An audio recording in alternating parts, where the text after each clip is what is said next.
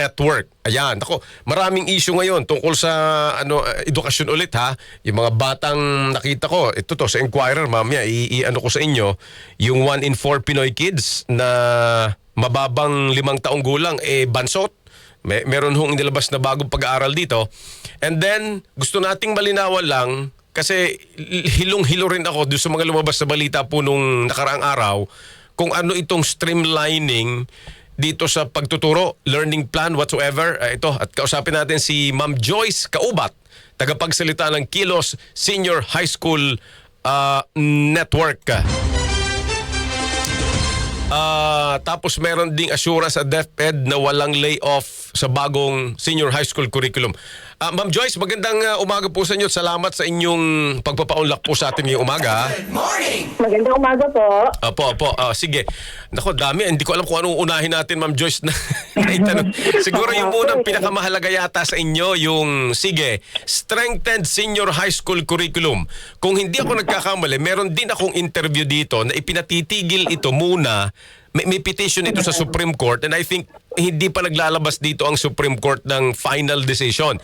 At may assurance ang DepEd na walang layoff. Ano ho bang nyo rito? Position nyo dito, ma'am? Yung Strengthened Senior High School Curriculum po, binatupad po yung pilot testing last year, no? Kaya yes. Natapos na ito no, in the previous school year, tapos ngayon po, full implementation. Oo. Pero nakita po natin ay despite the pilot testing, no, and also during the pilot testing, may mga dialogues po talaga na kumbaga in-insist yung mga teachers, no, teacher organizations, teacher groups like Alliance of Concerned Teachers and other groups, especially from private schools, about the dialogue nga po dahil kulang po talaga sa consultation, no? Hindi po talaga alam kung ano yung basis bakit in-streamline nga po from 15 core subjects into 5 na lang. And then others became elective subjects tapos hindi rin sure kung paano nga po yung kung paano yung loading ng mga teachers, kung masisigurado po ba na lahat ay makakapag turo pa rin ng mga subjects nila despite being naging elective. And yun nga yung naging worry po talaga since last year pa lang. Yung magiging magiging malawakang tanggalan dito kasi lalong-lalo na ang higit na apektado po ay yung mga nasa private schools, no? Opo. Dahil po ang priority syempre doon ay yung mga regular faculty. Halimbawa, alam naman natin maraming contractuals din sa private schools. Yeah. At yun nga po, natapos ang pilot testing, wala pong naging kumbaga hindi talaga napakinggan yung mga hinaing ng mga nasa ground. At pinapatuloy po nila na sinasabi nga po ng DepEd na tuloy na to at full implementation na talaga ito. Opo. Yun po talaga yung aming concern. Para lang medyo may background din po, Ma'am Joyce, yung mga nakikinig at nanonood sa atin. Ang iba kasi ang senior high school, no? Kumbaga, Yes, po. bagamat iyan po ay kadugtong ng basic education 11 at 12, yung Yes, composition niyan, including yung mga nagtuturo, di ba? Minsan naggagaling din sa kolehiyo. Oo, Opo. yung mga nagtuturo. Kasi specialized na po yung mga course. At ang sinasabi ni Ma'am Joyce kasi, doon sa strengthened curriculum, naging parang, di ba, dati ho ay maraming tracks. Oo, Yes, so ibig sabihin, maraming nakakapagturo. Ngayon, ginawang dalawa na lang, ano? Dalawa na lang po. Dalawa na Yes lang. Po, dalawa na lang. And that would- academic tsaka vocational po. Yun, academic and vocational. At sa inyo bang kasi so ang implikasyon po nito mga kasama ay marami ho yung dating nagtuturo na hindi na ho makakapagturo. Opo. Meron ba kayo, Ma'am Joyce, na bilang kung gaano karaming mga guro ang malilay off, mawawalan po ng trabaho dahil dito sa strengthened curriculum na to na senior high? Actually po, based dun sa mga reports na natatanggap and yung mula rin po sa claim ng aming group ng Alliance of Concerned Teachers, around 35,000 senior high school teachers. 35. Yung, Oo. yes po, maapektuhan po kapag nawalan po talaga ng trabaho, no, ng load, ng teaching load. sa senior high school. Itong 35,000 na ito, anong kwan ito? Anong profile nito mga ito? Ito yung mga nagma-masters pa lang? Ito ba yung mga kumbaga Opo. hindi kaya sila makakahanap ng ibang ng alternative muna rito? Okay. Actually, from the, binanggit nga po kanina, galing din sila sa college. Oo. Especially po nung simula nung K-12 din, and yung CHED Memorandum 20 na nag-displace naman ng marami ding mga teachers po, no, if you remember, way back 2014. So, binaba na rin po yung ibang teachers from college to senior high school. Yes. So, parang kaya ang ano rin po doon, ang malaking problem doon, madi-displace pa ba ulit sila? Galing na rin sila mula doon sa ganong sitwasyon 10 years ago, no? Kaya, at yung iba naman po, yung mga, yung iba dito ay, dahil nga po maraming tracks nun, tapos pwedeng magturo kahit mga professionals despite not having the license, no? Oo. Ang ano lang din po, nakapag-establish na rin kasi sila ng career, no, sa teaching, tapos bigla rin, may possibility na dahil na tinanggal na yung mga tracks sa business and management, diba po? Opo. Sa science and technology. So talagang yun po yung yung gulo. Nababalik po ba sila sa college? Meron nga rin po nangyayaring refrain. Reframing. Na hindi lang education. na Ma'am Joyce, hindi lang natuloy muna kasi binatbat ng Opo. controversy at protest. Opo, 1 year lang po yung natin, pero hindi tayo sure. Baka sa susunod, i-push pa rin nila, di ba? Dahil lang po Exactly. nabat-bat eh.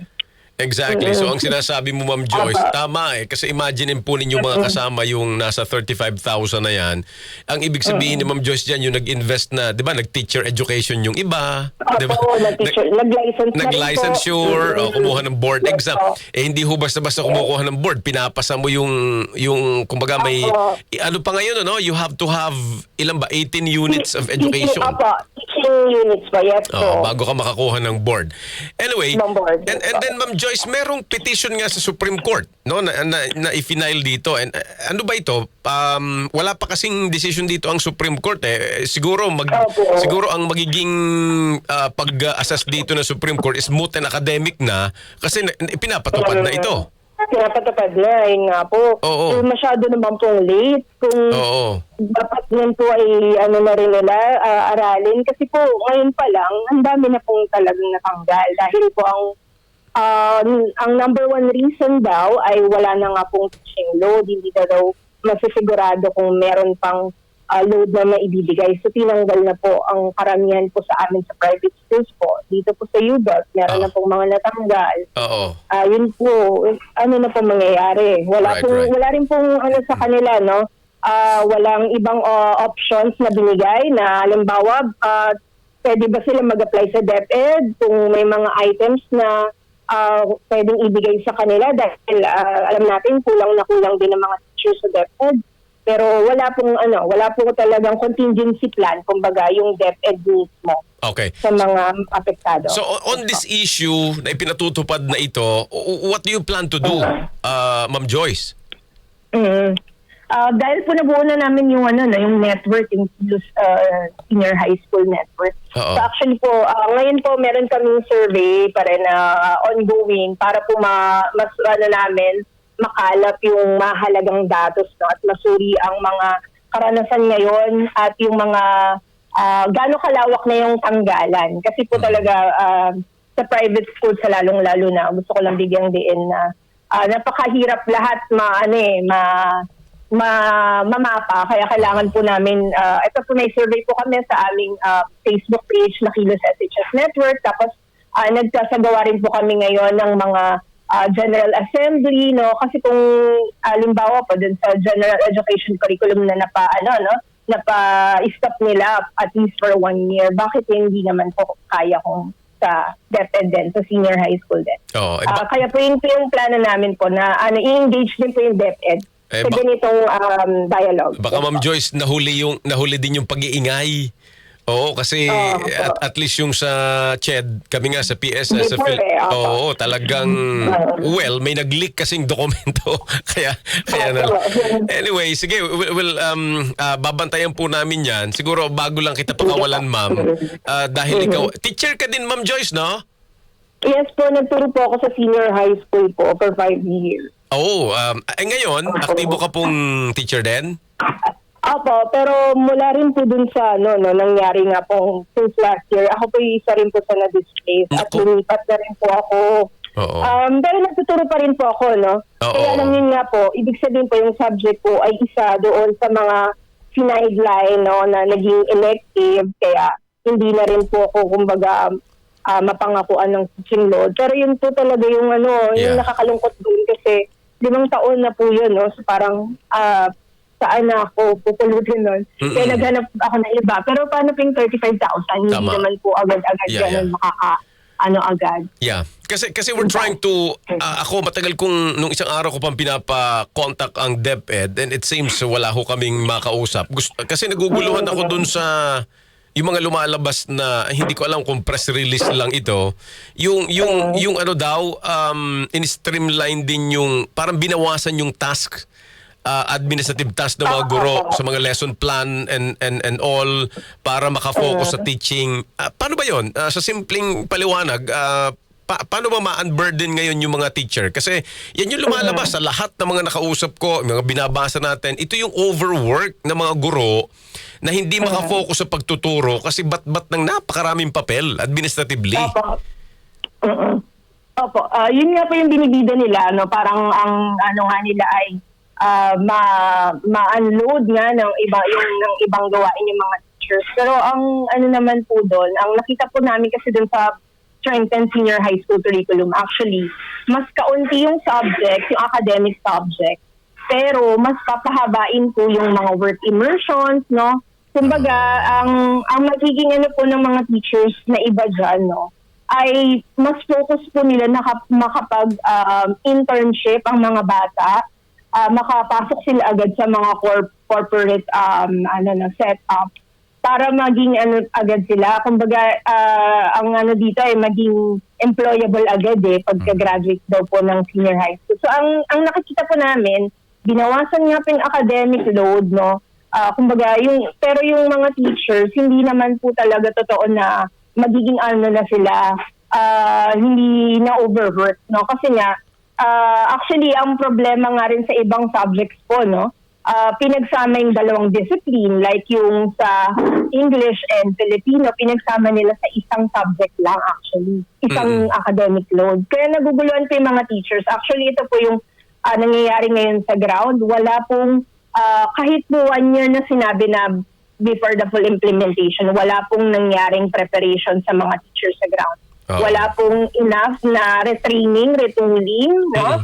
Lalong-lalo na nga po may yung 5 naging core subjects, binago pa rin po kasi nila yun Kumbaga, siniksik nila yung iba nga pong galing sa ibang core subjects para naging 5 na lang. So yung mga teachers, hindi rin po sila well-equipped sa ibang discipline kasi nga nakapokus sila dun sa kanilang major, no? Pero bigla na lang pinag-combine na hindi nga rin po namin alam kung paano nila naisip na pagsamahin ng iba't ibang disiplina na magkakaiba naman talaga, no? Yun po ang ngayon po, sir. So parang ang nangyari po, hindi po talaga na bawasan ng load si teacher, bagkus ay mas lalo pa siyang nahihirapan sa kanyang preparasyon, sa kanyang paghahanda sa curriculum sa taon nito, sa school year na to, kasi hindi niya po alam, wala po siyang enough na support mula dun sa department at pati yung school ay sumusunod lang din dun sa binababa ng DepEd.